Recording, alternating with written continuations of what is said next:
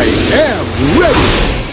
GMA Weather, serbisyong totoo ng GMA News. Sa mga makikisaya sa Panagbanga Festival sa Baguio City, huwag po ninyong kalimutang magdala ng pananggas sa ulan. Sa datos ng Metro Weather, may tsansa na mahihinang ulan dyan ngayong weekend. Paliwanag ng pag-asa dahil po yan sa hanging amihan na direktang umiiral sa eastern section ng Northern at Central Luzon.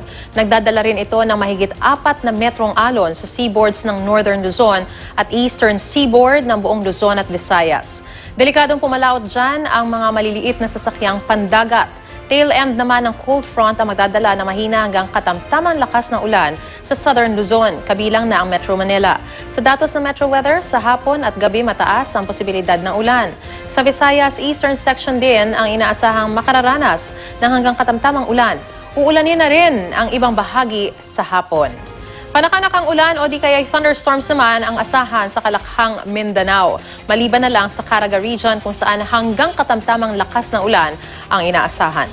Yan ang latest mula sa GMA Weather. Magplano para sigurado. I'm ready, serbisyong totoo ng GMA News.